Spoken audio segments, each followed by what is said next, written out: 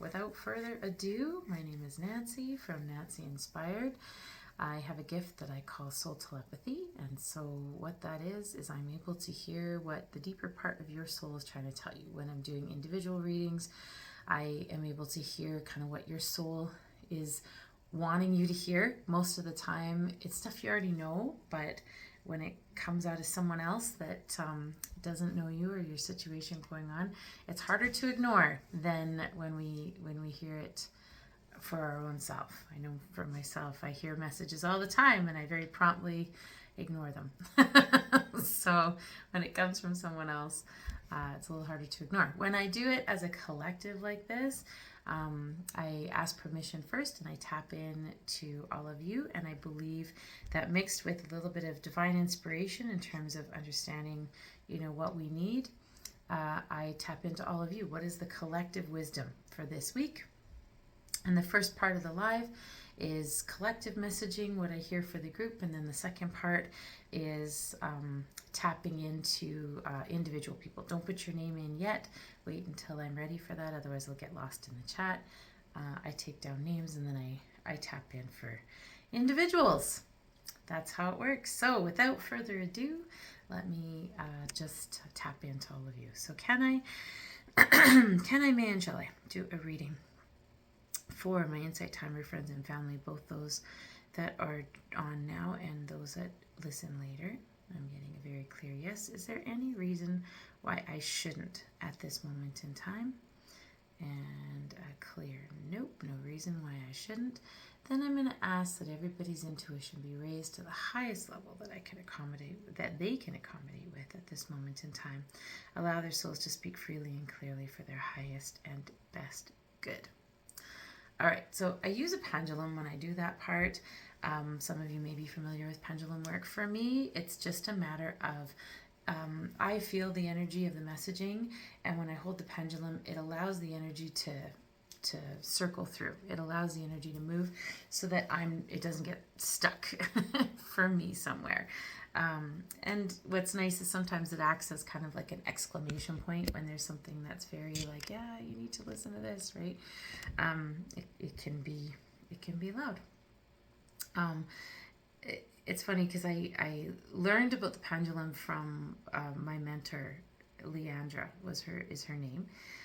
Fabulous woman, but it was through a series of events that I ended up kind of finding her synchronistically, and she taught me all kinds of things, and she taught me mostly how to listen and how to slow things down and understand what it was that I was hearing, what it was, the messaging I was getting, and how to hear it. And one of the ways she helped me tap into that was using a pendulum.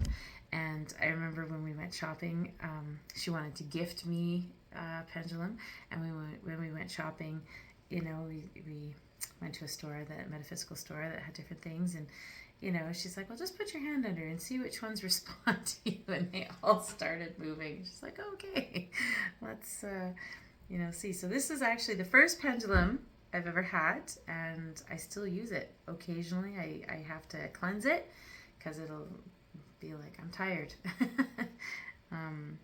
But if you're interested in more pendulum work, I'm sure there's tons of teachers on Insight Timer. You can always message me or ask a question.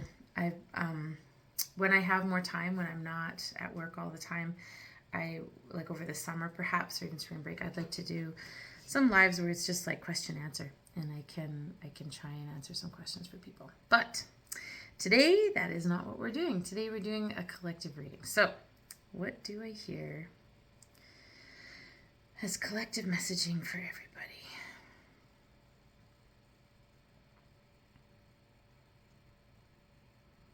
All right, it's in the heart chakra.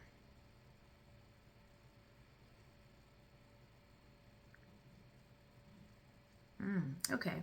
We've had similar messages to this in the past, and in fact, it may have even been last week, because I do remember talking about it, because I remember wanting to share the wisdom and woo-woo. So I think I've shared before that I did a podcast where they asked me to do a teacup before the podcast, and then on the actual podcast I was going to explain what the image was. And the image was this little owl that was laying down ill, injured, and then this sort of kind of fairy angel something, kind of nursing it.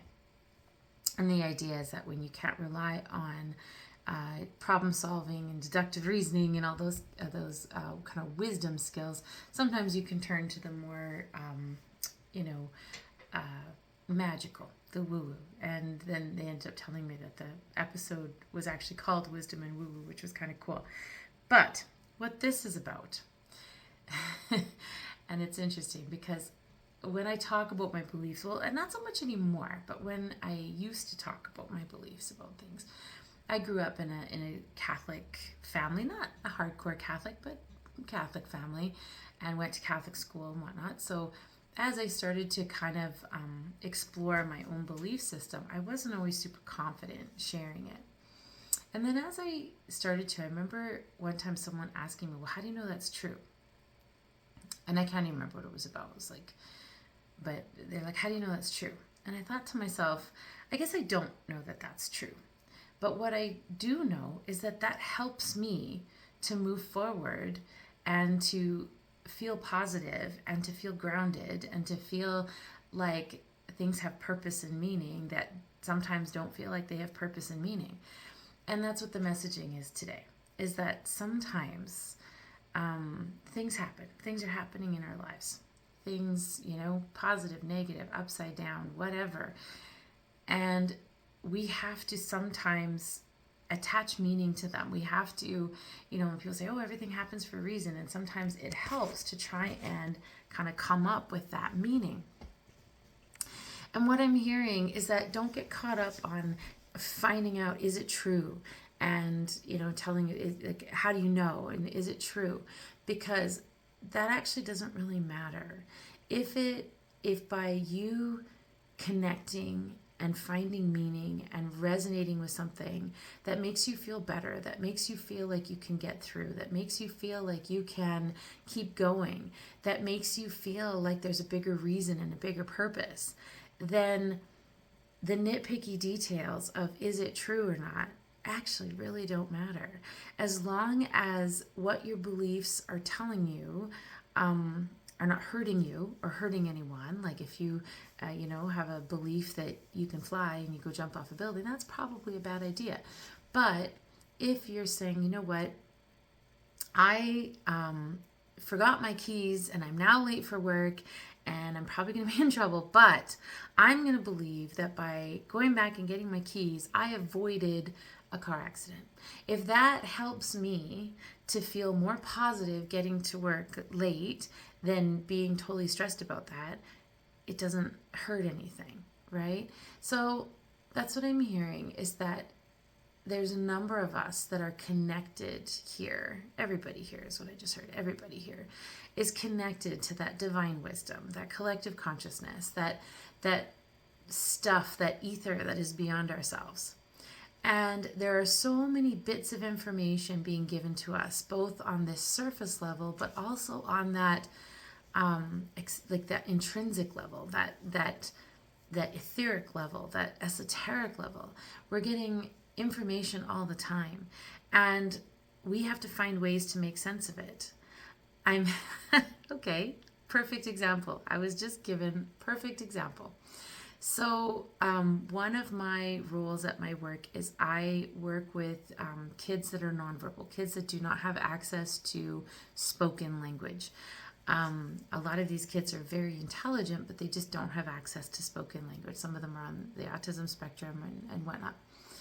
And we use AAC devices, so assistive communication devices. And it's amazing how, well, especially one little guy that's coming to mind is able to communicate with this device. So these pictures, these images that he can press on that are connected to words allow him to express himself in ways that he normally couldn't. Now, does it make complete sense all the time? Nope. Does it, is it grammatically correct? No. But is he getting his meaning across? Yes. Well, we are connected to that divine wisdom. We are connected to our spirit guides. We are connected to the realm of celestial beings, angel beings, alien beings, whatever it is that we are all connected to. And there are various forms of communication that happen that allow us to be connected to these things. And sometimes they're very clear, like you hear the words. Sometimes they show up in messages like tarot cards or things that people do, palmistry, reading, astrology, whatever. And sometimes it's like a feeling. Sometimes it's like a whisper on the wind. Sometimes it's a reframing of thought, like, I forgot my keys and had to go back for them, and I avoided an accident, and now, that's why I can be okay with being late for work. Whether you actually avoided an accident or not doesn't really matter. It's a way of communicating that says, hey, it's okay. It's not that big of a deal. You're okay, right? So I'm hearing that don't get caught up on the is it true? Is every part of it right? Is every part of it accurate? Trust that we're being communicated with. And, even me, I've been doing this line of work for 20 years, probably close to 20 years. And I still second guess myself as I'm doing readings for people, even though they're like, yeah, that's exactly what I need to hear. Yes, you're bang on. And, even when I'm on here and I give little mini readings, lots of people say I'm accurate. I still second guess myself all the time. Am I really hearing this? Am I really hearing this? Should I even be doing this? But, the bigger picture is if it gives people hope and it helps, and I'm not hurting anybody. I'm not taking advantage of anybody. I'm not, giving people false hope or things like that. As long as you're not hurting anybody, it's okay to have faith and belief and allow yourself to ease the burden a little bit, ease the burden a little bit by giving it over to some of that spiritual side, whatever your belief system is, whatever your connection is. It's okay to give some of that over. That's the first bit of wisdom for today. Do I hear anything else on that?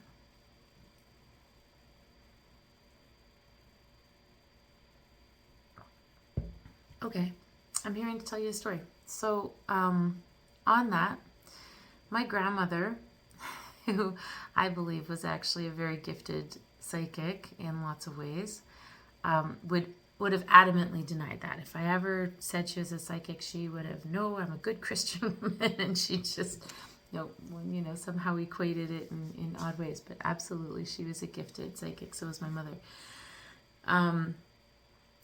It just comes out in different ways. Anyway, my grandmother, I don't know all the details, but during the war,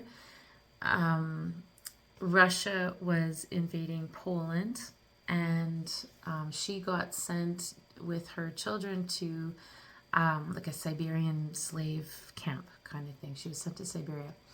And when she was leaving, she wrote in her journals, this is how I know this, that she had a 2-year-old son at the time, and my aunt, I think, was 10 or something like that, 9 or 10. Anyway, she ran back into the house and grabbed a deck of cards. She said she just had that feeling like she should grab a deck of cards. And, so they're literally in a cattle car on their way to Siberia with like 80 other people, and like really, really horrible, inhumane conditions. But she ran, grabbed this deck of cards, shoved them in whatever bag she had. When she was in Siberia, she ended up becoming a fortune teller using this deck of cards. Now, she swears that she was just making it up. However, and kind of feels guilty about that. And people would give her like a little bit of bread or an egg or a silver button or whatever, like different things to get these readings from her. And what she said is that she thought she was making them up. She said it was always messages of hope, that she was always trying to give them hope. And I personally believe she was probably doing what I'm doing, just didn't realize what she was doing. But the fact that she was giving messages of hope, when you are in, a Siberian slave camp, which thank God I've never had to be in, probably receiving those little messages of hope are, the little bits that they needed to keep going in difficult times, And so just to reiterate on what I was talking about before, when things are a little bit bleak, when things are a little bit dark, when things are challenging, to hold on to those little bits of mysticism, those little bits of magic, those little bits of hope, right? That's what can pull you out. And it doesn't matter if it's absolutely true or not. It's guidance, it's wisdom. I personally believe that a lot of those things actually are true, and we just like to discount them because we don't like to believe things that we don't know firsthand, I guess. But yet we believe in lots of things that we don't know firsthand. But I believe that little bit of hope that she was giving to the people was valuable enough that it did was worth the egg or whatever it is that they gave. And she managed to get enough that she was able to send her kids to safety. So both my uncle and my aunt were sent to safety, and they all survived. By the way, my grandmother, my grandfather, my aunties and uncles all survived some crazy situations. But that little bit of hope is essential. And I think what I'm hearing is right now, I'm not going to say more than ever, because depending on your situation, there are always times that we need hope. And sometimes that hope is in things we can't see, touch, feel, taste with our 5 senses. Sometimes it's with our 6th sense. All right. I like that message. That was a nice one. For my regular people here, sometimes we're like blasted with messages. Sometimes we're gently uplifted with messages. This one seems a little lighter today. I like it. Okay, let me hear. What am I hearing next?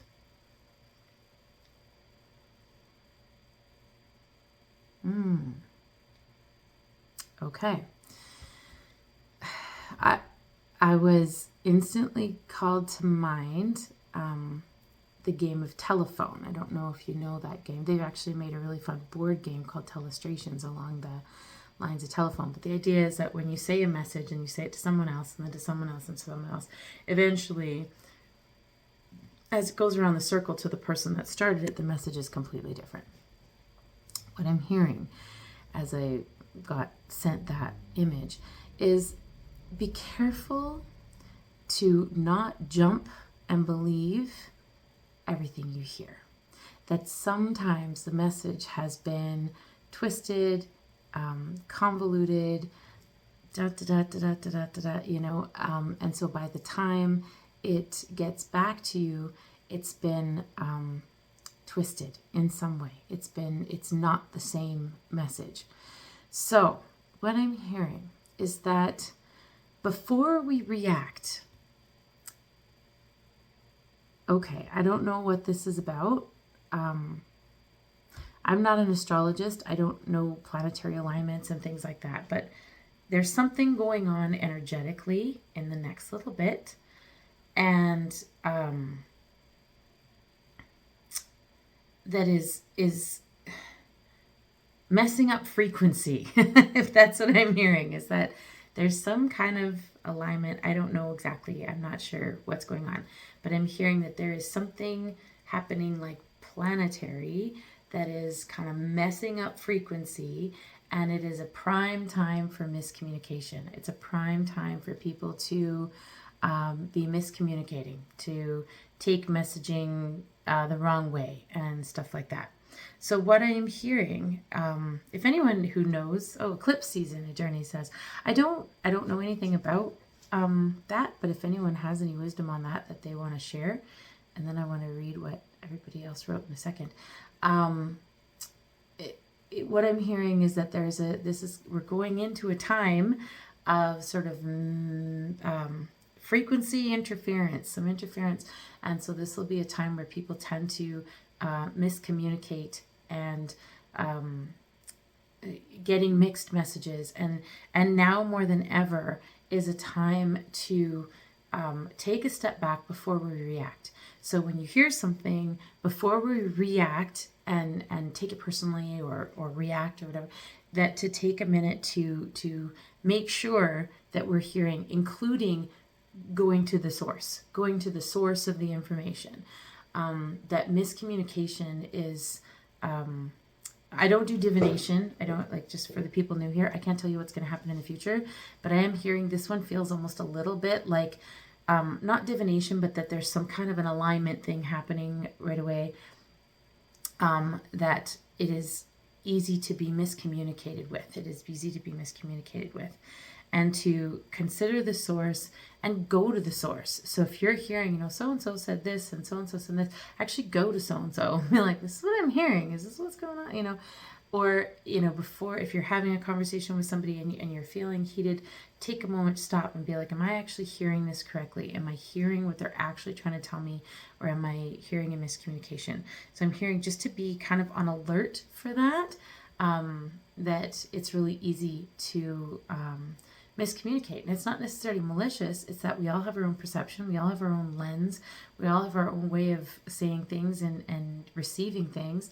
And sometimes that can get mixed up. And I'm hearing that somehow energetic frequencies that are going on, something to do with the celestial bodies, like, I don't know, planets in alignment or moon, or I don't know what, if anyone has something, what I am hearing is that communication can be affected. And where this applies to us, and actually I just heard, as I was saying, like, I'm not an astrologist, why am I getting this particular message? Is because it's a good message all the time. So yes, moving into stuff, be aware that there is lots of room for miscommunication in the next little bit. And so if you catch yourself in a situation where you're feeling a little heated, hear these words and remind yourself, oh wait, yeah, Nancy said that there's a miscommunication possibility, and take a step back. And that is so that we don't lower our vibrations, because everything I do, all the information that I get, is so that we can elevate our vibration. And so something is potentially interfering a little bit, making communication a little bit fuzzy, a little bit weird. So if things are feeling uncomfortable or heated or whatever, just take a step back, make sure you're hearing correctly, ask for clarification, go to the source, that kind of thing, and connect. Now, my Nancy question is, does that also include like communication from spirit guide and stuff like that? Does that, like, while you're meditating, that kind of communication? I'm hearing that as long as you're grounded and the channels are authentically open, that communication is not as effective, because that communication comes from a different space. That communication isn't on a okay, hold on, just coming quickly. It's not on a molecular level. It's not on a molecular level, a tangible level for us.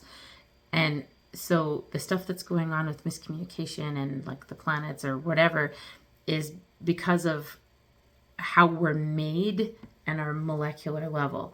Those spirit messaging and that divine messaging and collective consciousness and those kinds of connections is a connection that is not on a tangible molecular level, so it's not as adversely affected, is what I'm hearing. So there we go, just got my answer. let me check, because there's lots of conversation here that I missed, so let me just check. Attorney Victor Frank, the creator of Lego Therapy, I have to look that up, and survivor of Nazi, discovered that people who had hope and something to do after this is finished help survive this kind of a hard situation. Oh, I just got shivers. That's what my grandmother used to say. Like, even though she felt like she was making it up, she did feel like she was giving people hope somehow, and that those people, just had something else to look forward to compared to their life where they are. Lauren, you said, where I live, we have a cyclone warning. Uh-oh, in the next few days. All the experts are saying it will make land, but something in me is saying no, it will get close to land but move back out to sea. Trust that. Trust that.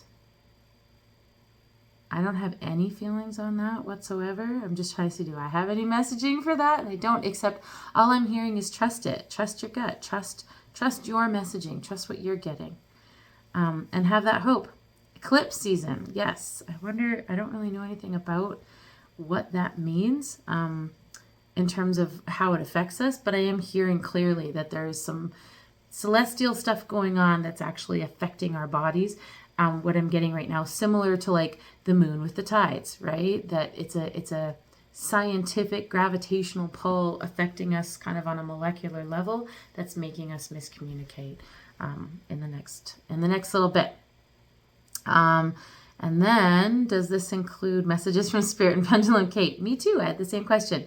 I don't know if you heard the answer, but what I got was that the miscommunication is more on a surface level, molecular or physical being, and our divine connection is in a different place and in a different way. So it doesn't have the same level of interference as long as you're like grounding yourself in that way. And Diana says, Mercury and Venus retrograde soon, eclipse season, Neptune, illusions, and Saturn moving into Aries. Uranus unexpected, moving into Gemini, communication. But that's in months ahead. Okay, so I don't know what's going on. That's a lot's happening in the sky to create turbulence down here. Thank you so much, Diana. I don't know much about that. My foster daughter does stuff with astrology, and I'm always fascinated, but I can't hold it in my brain. So I always think it's so fascinating. I love it. So feel free to jump in and share. If anything fits with what I'm saying, please feel free. Jump in. Open chat. Here we go. Maggie, I have to run today, but if you do readings and have time, I'd love one. I'm going to record this and listen when I'm back. Love you all. Awesome. Okay. I will check in, Maggie. And Shabbat, hello, Nancy. Hello, beautiful souls here. Sending you all a big hug. Sending one back. Linda, oh, thank you, Lauren, for the donation. Really appreciate that. Thank you. Diana, eclipses create endings and beginnings in the aspect of life that take place in your natal birth chart. Okay. I would love to know more about that. I've tried to do some birth chart things, but I don't know when I was, I know the date I was born, but I don't know the time I was born. My mom said she had to miss lunch. That's all she remembers, but she doesn't know what time I was born, so I don't know. All right, let me check in. Any more messages for the group? What am I hearing?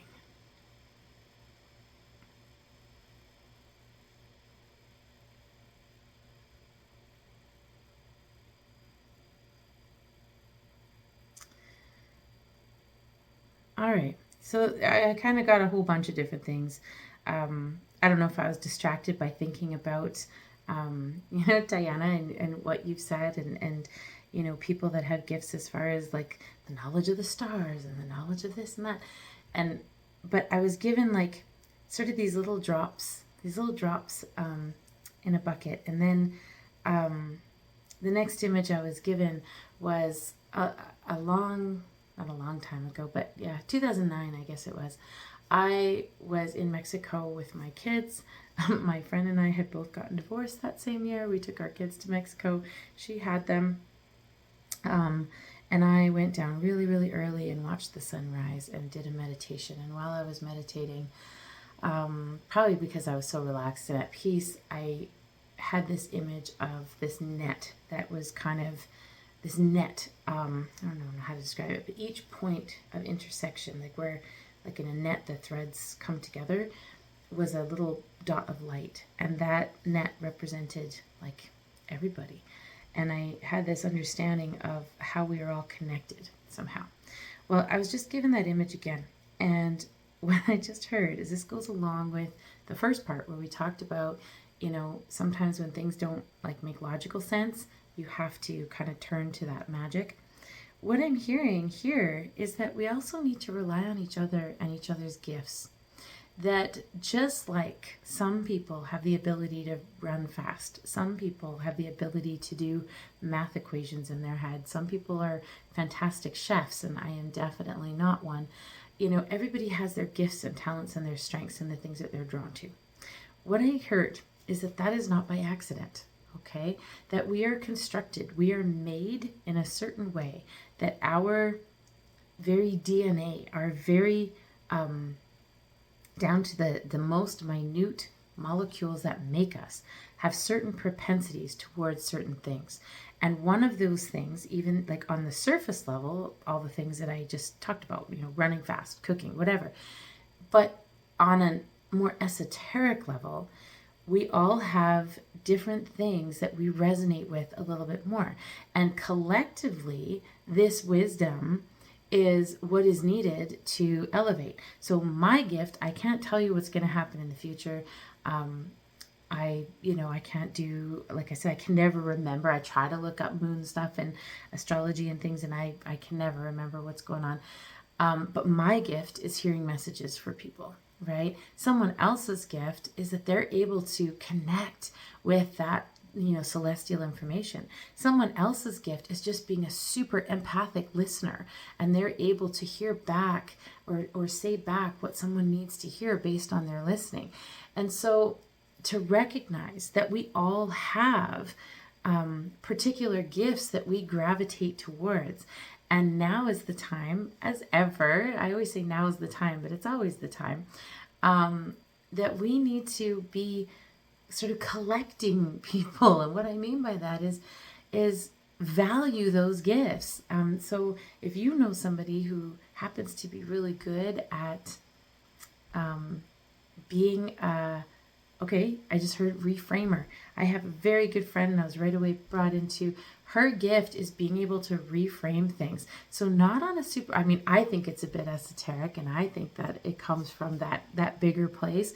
But it's amazing how you can talk to her about something that's bothering you, and then she'll go, okay, so what I'm hearing is this. Have you considered? And then she'll like kind of reframe it. And then you're like, oh, well, when you look at it that way, it doesn't feel nearly as scary. It doesn't feel nearly as big. She is amazing at reframing. That is her gift. She elevates my vibration when I speak to her, especially when I'm having a hard time. I consider that a gift, right? Just as much as I consider my mentor Leandra's gifts. She's a gifted psychic. She does do future prediction and medium work and is very gifted.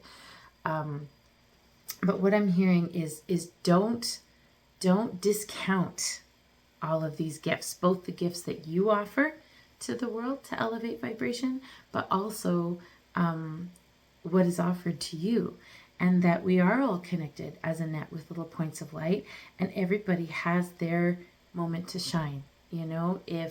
If my moment to shine is right here, right now, while I'm doing this, awesome. Then in the next moment, I'm getting, help from someone else, and that's their moment to shine. We all have our little moments to shine, and they're all important in that web of life because, and this is why the image of the web, okay, now I understand. It all makes sense eventually, as long as I just keep talking long enough for all of it to come out. The reason why that makes sense is because if each little point of light is a moment where someone's shining, the more often someone shines, how beautifully illuminated that all is, right? Because if there's just like one little moment shining and one little moment shining and it's not as bright as if everybody has their moment to give that light, to share their knowledge, that deeper intrinsic, more esoteric wisdom, all of that, the entire net ends up getting illuminated, right? And just like a light doesn't just shine in one little box. This light shines and this light shines, and if you got two lights shining together, the whole space is illuminated. So the more that we celebrate and acknowledge these beautiful gifts that we all have in different kinds, in different ways, and the more we kind of surround ourselves with and honor these gifts that people have, the more we actually illuminate the entire web. Oh, I like that. That's a nice image. I've often wanted, because I don't paint, I'd love to paint. I've often wanted someone to paint an image of a illuminated net with like little lights at each intersection of the net, because that's an image I see often. So if you're an artist and you want to take that idea and run with it, I'd be honored. Hello, Nicholas. Welcome, welcome. Let me just check in if there's any other messaging. I've had 3 kind of messages. I don't know if Carolina's here today. She's usually my summarizer. Hello, Carolina, if you're here. Let me see.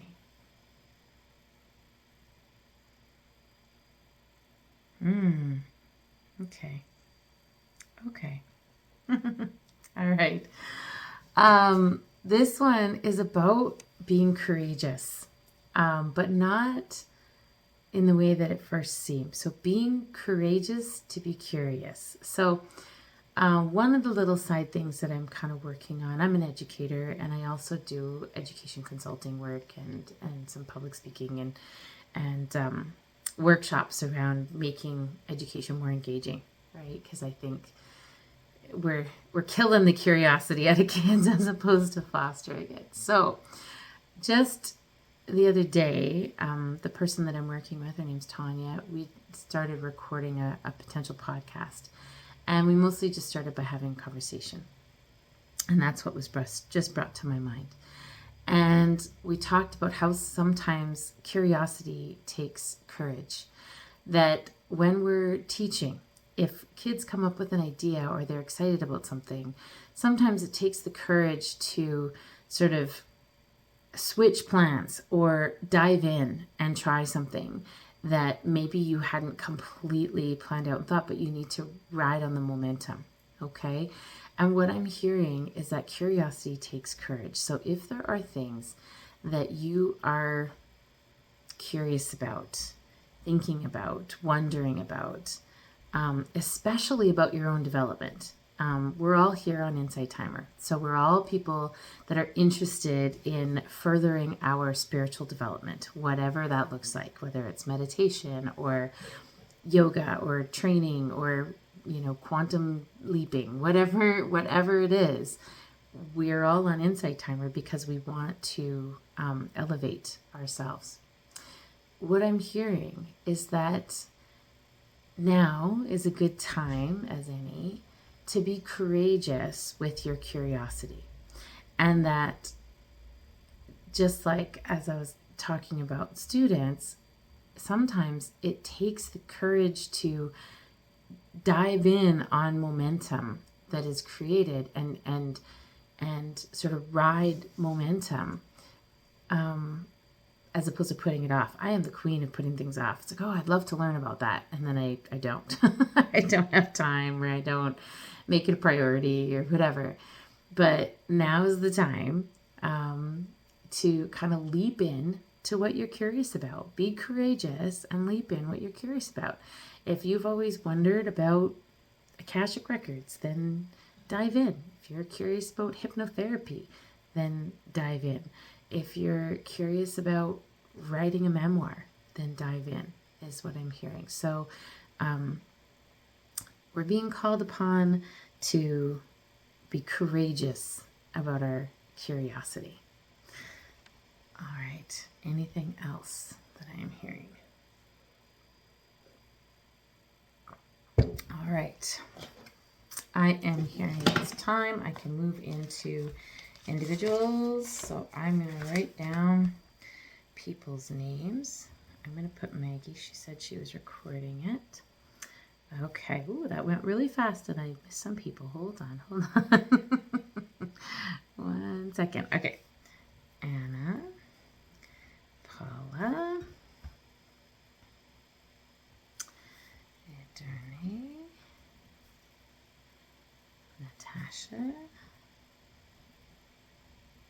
And if I say your names wrong, please correct me. Melinda, Johnny, Kate, Shabbat, Diana, Deb, Marika, Lauren, Hadea, you're saying hi, but I'm wondering if you're also interested in having I'm going to put your name down anyway. And I hope I'm saying your name right. All right, let me just make sure I haven't missed anybody. I have Maggie, Anna, Paula, Ederney, Natasha, Melinda, Johnny, Kate, Chevette, Diana, Deb, Marika, Lauren, Hedaya. Did I miss anybody? Okay. All right.